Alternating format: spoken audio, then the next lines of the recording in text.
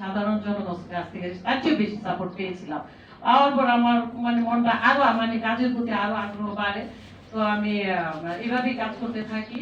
তো যে নির্বাচনের দিন নির্বাচন সারাদিন তো নির্বাচন দেখলাম, সন্ধ্যার পর থেকেই তো মন খারাপ। দুপুর পর্যন্ত শুনি নারী ফুটবলে সমানে ভোট করতেছে, এক কম্পিটিশন বিভিন্ন এলাকা থেকে মানে কেন্দ্র থেকে ফোন করতেছে, আপা মিষ্টি খাওয়ান কেন, আপনার নারীরা মানে মহিলারা মানে দলে দলে আপনাকে ভোট দিতে আসতেছে, আপনারা মহিলারা এত ফুটবলে ভোট দিব, ফুটবলের মহিলাকে অনেক পছন্দ তাদের, তা কিভাবে কি করলেন, বিভিন্ন কেন্দ্র থেকে আমাকে ফোন দিতেছিল।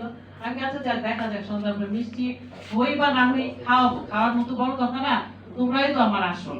হ্যাঁ আমি যেহেতু নামছি তোমাদের জন্যই তো নামছি, আমার তো তার উপর কিছু নাই, খাওয়াবো। এবার বিভিন্ন থেকে ফোন আসতেছিল। লাস্টে দেখা গেল যে আমার মনোনয়ন বাজে তো, তারপরে আমার নানার বাড়ি এলাকায় আমার সেকান্দর পার্ক, আমার নানা দুই এলাকার জমিদার, তো ওইখানে আমার নিজেদের 3টা বাড়ি, আমার বাবার বাড়ি। তো আমার নানা খালা মামারা অনেক ভোটার, সেই কেন্দ্রে আমাকে 2 ভোট দেখানো হয়েছে। বিভিন্ন কেন্দ্রে 2 ভোট, 1 ভোট, 5 ভোট, এগুলি দেখার পরও মনটা খারাপ হইলেও একদিকে হয় নাই। কেন হয় নাই? আমি একদিকে বিজয়ী এই বলে যে আমি সুপ্রিম কোর্টের রিট পিটিশনে আমার সর্বোচ্চ আদালতের মনোনয়ন বৈধতা আমি পেয়েছি, এটা আমার একটা যেমন বিজয়। আরেকটা বিজয় জনগণের কাছ থেকে আমি মানে ভালোবাসা, ওদের ভোটটা আমি সরাসরি পেয়ে গেছি, ওরা আমাকে মন্তব্য বলে দিছে।